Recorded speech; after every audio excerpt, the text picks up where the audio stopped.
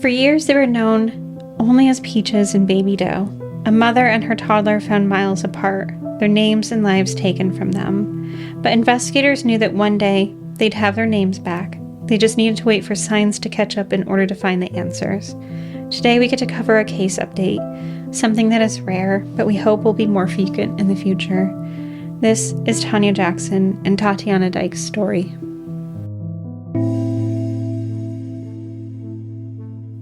Hi, I'm Vanessa. And I'm Amy. And you're listening to She Goes by Jane. At the end of this episode and every episode, we will be joined by a special guest who will read an original poem by Amy Baker about the women we're featuring. This week, we are joined by two guest readers, Raven Goodwin and Coco Jones.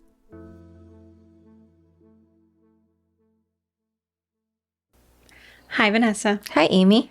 Vanessa, today is a bittersweet update. So we are talking about the identification of someone that we've talked about before. And for decades, this woman, I know as soon as I say this, you're going to know who I'm talking about. For decades, she was known only as Peaches for the peach tattoo she had on her.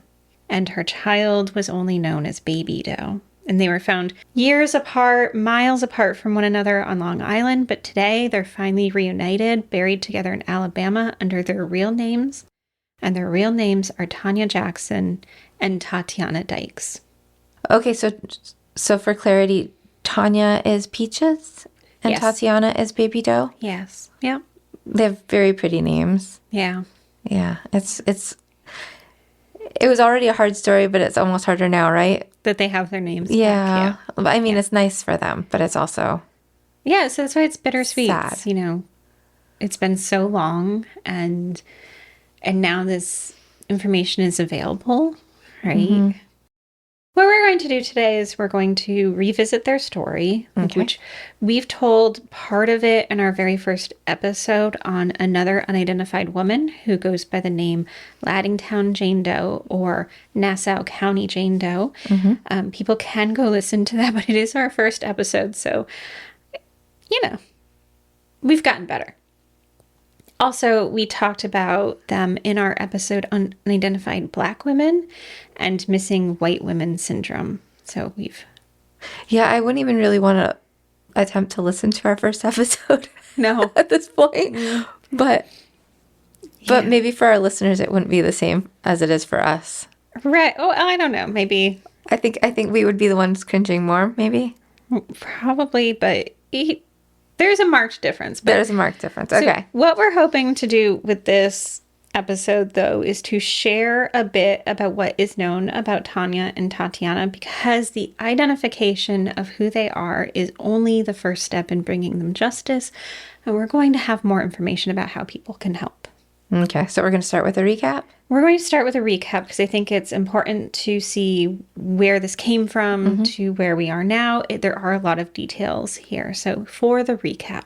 On June 28th, 1997, the Bosk family and their friends went to Long Island to participate in a fishing clinic. It was held near Hempstead Lake State Park. Bored, one of the kids decided to go for a hike and discovered a Rubbermaid container. Inside, placed in a black garbage bag, was the torso of a woman. Also in the container was a maroon towel and a floral pillowcase. There really seemed to be few clues to go on at the time, considering that these were partial remains. One of the most noted details, though, is that this woman had a tattoo on her left breast. It was of a peach with a bite taken out of it. This tattoo would be the impetus behind giving her the name Peaches until her identification could be found. So this is where I first encountered her story. There were such few details when I first saw her unidentified body listing on the Doe Network. That changed dramatically, though, in 2011. While searching for the remains of a missing woman named Shannon Gilbert, who had gone missing in 2010 after she was last seen in a gated community called Oak Beach, investigators discovered a burial site on Gilgo Beach on Long Island. During this search, the bodies of Maureen Brainerd Barnes, Amber Costello, Megan Waterman, and Melissa Barthelme were discovered on a stretch of beach in mid-December 2010. Each of them was just a short distance from one another, so we're talking 264 feet at the smallest, all the way up to 844 feet at the most distant. On March 29th, 2011, investigators returned to the site and they found the partial remains of another unidentified woman. Without a name, she was called Jane Doe number 5, but these remains were later identified as belonging to Jessica Taylor. Her loved ones at this point already knew that Jessica was deceased because part of her body had been found in 2003. By April 4th, investigators may have realized what they were dealing with, a potential serial killer's dumping site. Returning to the beach area once again, they discovered another individual who was described for years as an Asian male who was found with what they described as women's clothing. Now, investigators acknowledge that this person may have identified as female and may have been known to friends and connections as a woman. This individual, who is still unidentified, was found a little under 1,500 feet from where Megan Waterman's body was found and 0.62 miles from Jessica Taylor's body, so essentially between the two of them. That would not be the only discovery that day. Close to 1.5 miles from where Jessica was found, they discovered the partial remains of another woman. She would be called Jane Doe number 6. The woman, whose partial remains had been discovered in Manorville in 2000, was identified as Valerie Mack, who also went by the name Melissa Taylor. A little over 200 feet away from Valerie, in some thickets, were the remains of a toddler. This child was wrapped in a blanket and wore some gold jewelry. Without any way to identify the child, the young one would become known as Baby Doe. And then, on April 11th, another discovery was made. This was the partial remains of a woman. She would be called Jane Doe number 3. It would take 5 years before they determined that Jane Doe number 3 was the same person as Peaches.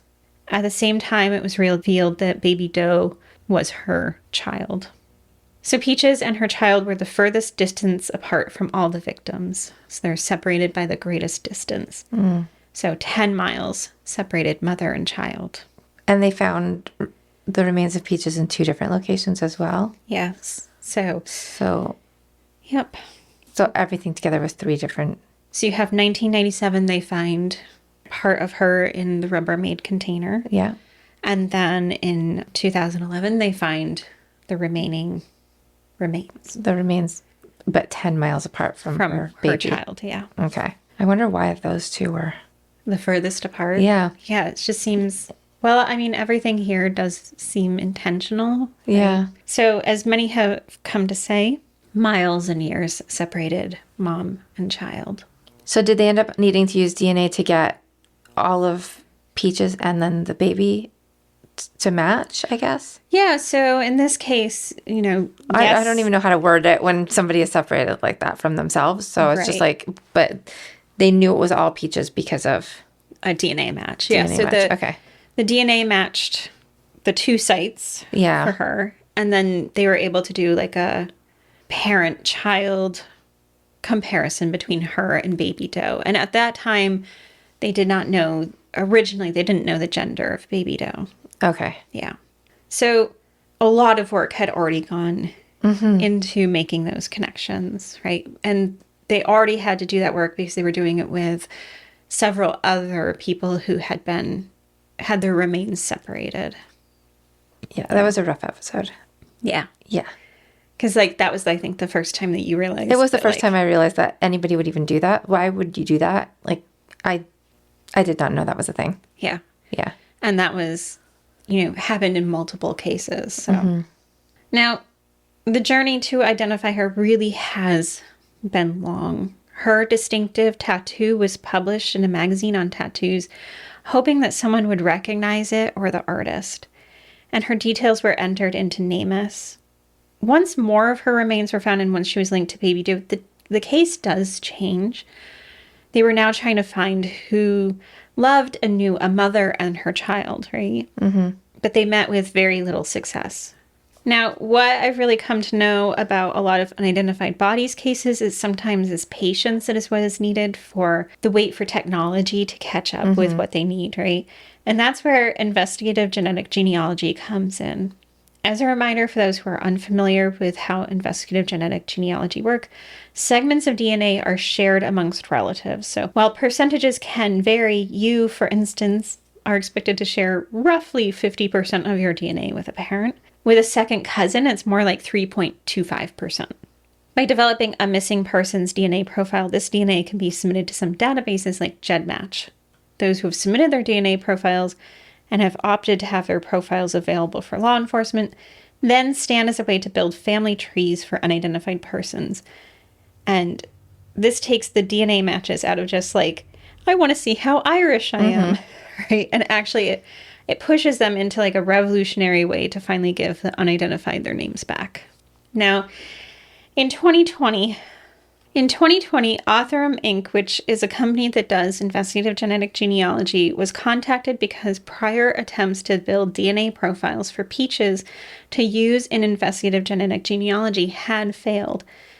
So after successfully creating a profile for her, Authorem was able to go to work to build a family tree and work their way towards a possible identity for her. Now, it's important to note that fewer populations of color submit their DNA to be tested or to be included in databases like this, which does complicate the identification process. Again, I say this all the time, but those databases tend to be dominated by white Western Europeans, which is partially why you see a lot more identifications of John and Jane Does happening more frequently for white decedents. Now, in our episode about unidentified Black women, we talked about how in October 2022, the Mobile Police Department had posted about Peaches on social media looking for relatives of Elijah Howell, or Howard, who was born in 1927 and died in 1963. He lived with his wife Carrie in Alabama, and when he passed away, he was living in Mobile with Lily Mae Wiggins Packer. And I said at the time that this was a clear sign to me that they were doing investigative genetic genealogy because no one had announced that Authorem was working on this case at the time. What we now know is that Authorem had tentatively identified the two, but they needed to collect more DNA samples to make a positive identification. So, traveling through the South, investigators spoke to potential relatives and gathered DNA samples as they were hoping to make the connection crystal clear. Do we know the connection between Peaches and Elijah? I don't know specifically, but that's clearly one of her ancestors, right? And so they're looking for all the family members who are connected, because the more testing of like cousins and second cousins, that helps build up and firm up that family tree. Now, in 2024, the identification was made, but authorities held off until April 23rd, 2025, so that they had time to bury Peaches and her child before the news was made public. And during the press conference, for the first time publicly since the two disappeared, Tanya Denise Jackson and her daughter, Tatiana Marie Dykes, had their names back. We'll be back in a moment.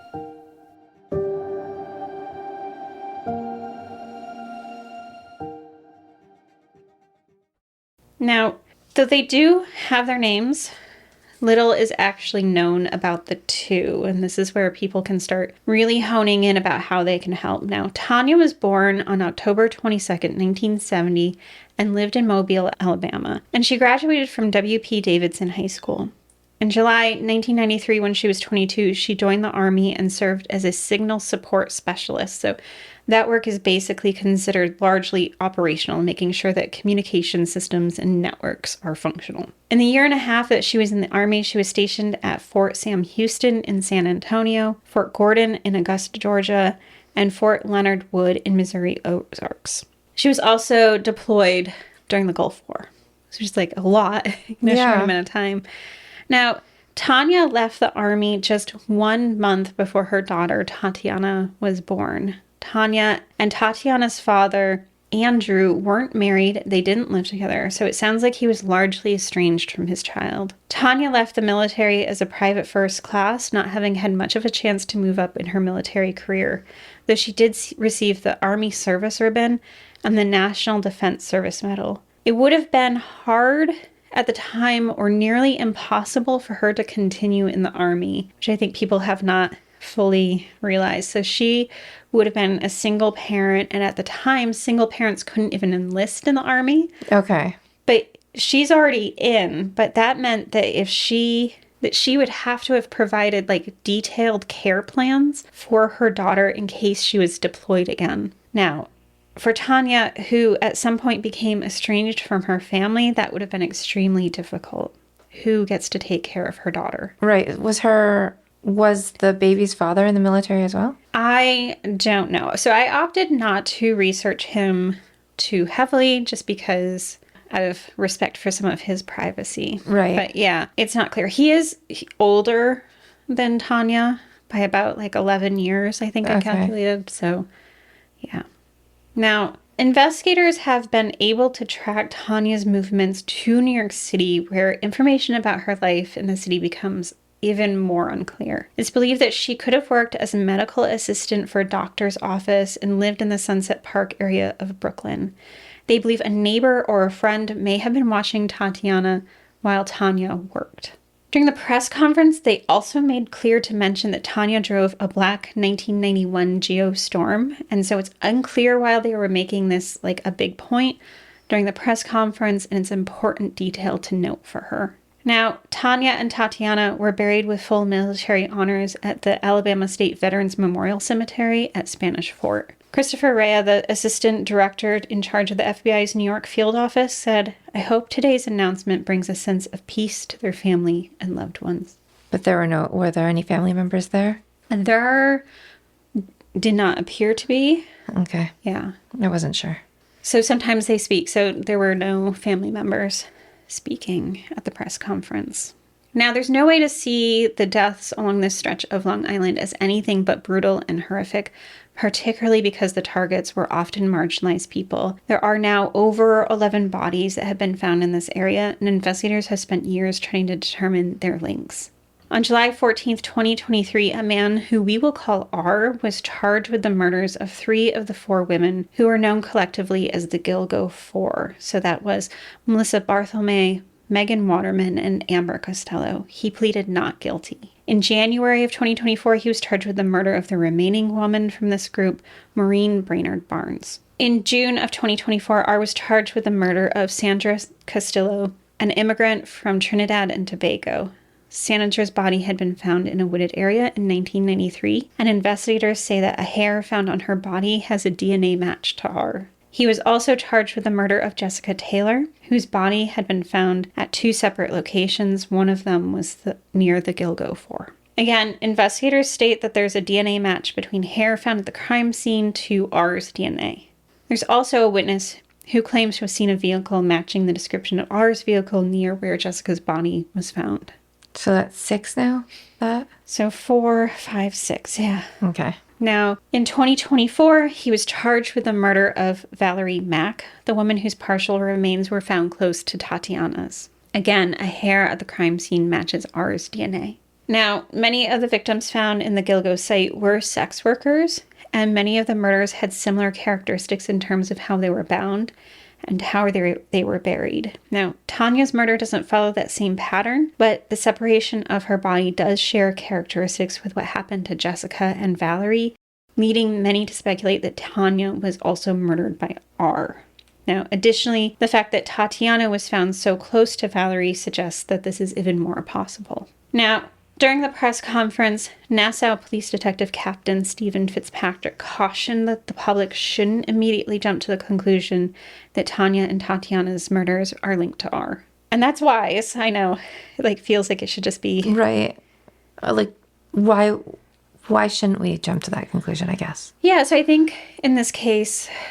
I'll give you an example. I was just listening to a book where someone made an assumption that it would be highly unlikely that 2 separate serial killers would have lived in the same house, but at separate times. Mm-hmm. And they were wrong.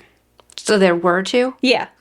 Right. And so I think sometimes there's a danger of working towards one conclusion. Just overlooking a second person that could... Yeah.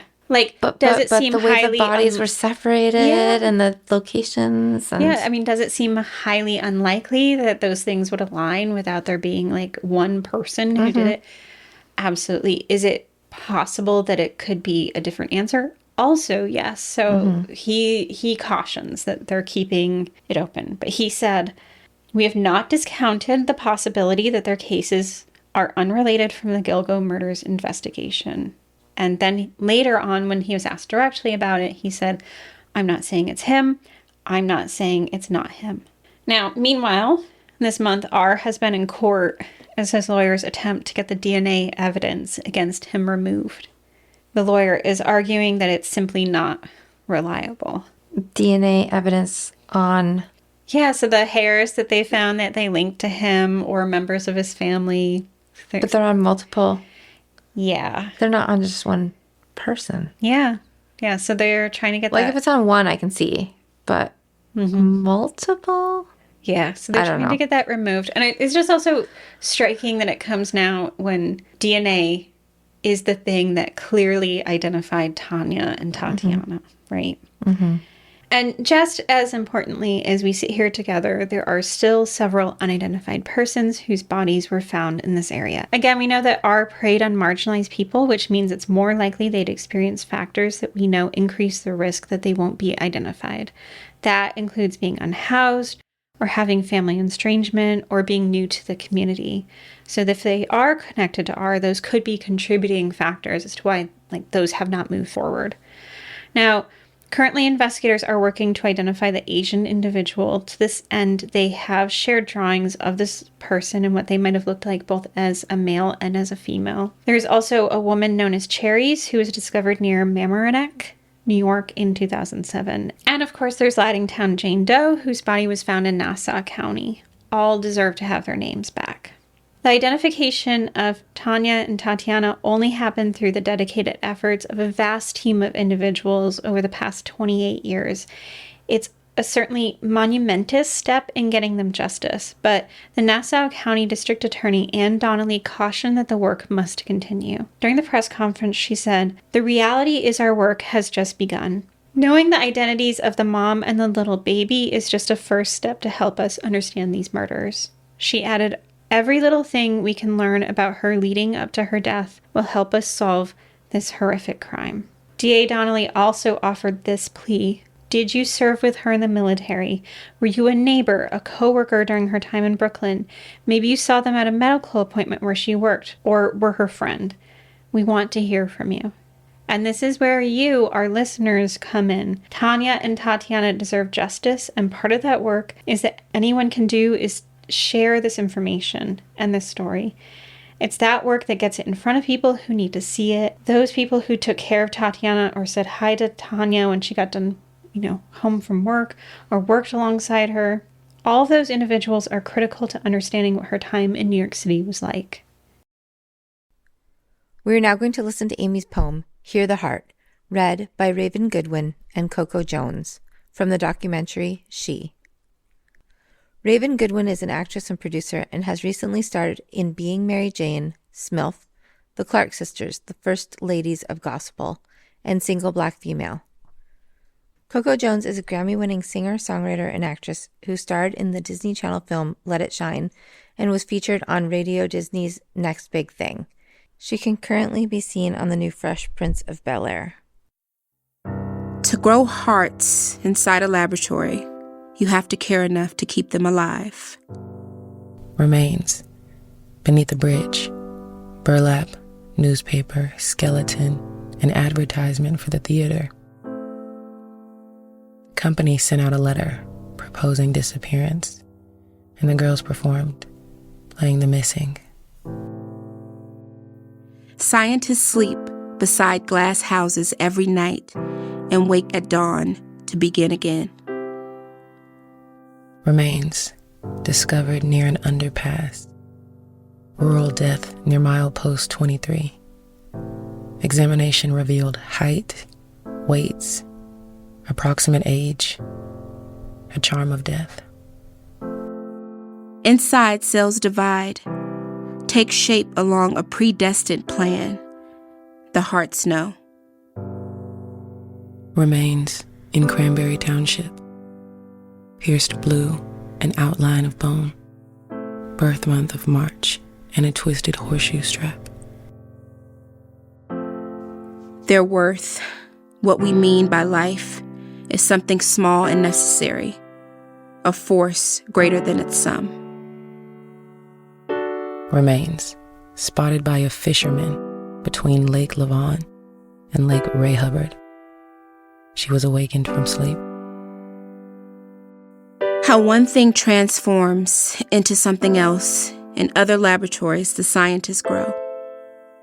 Remains near a track wrapped in red, and the knife marks there to trace. Miniature versions, hearts smaller than a kiss. They inject chemicals to enlarge. Remains with a tattoo of a peach in the shape of a heart. The cells introduce disease where there was none, so they can watch the hearts expand. Remains pulled from the woods along Canal Road by a man hunting scattered bones. Grow past the boundaries of what they were made for, and this is how, in that light. Remains are a torso and 2 legs washed ashore 2 days apart. Cold on the beach, a storm floods blue, and when pieced together the phrase, begin to live. A heart begins to die. Remains in a vacant lot, her heart surrounded by blackberry bushes.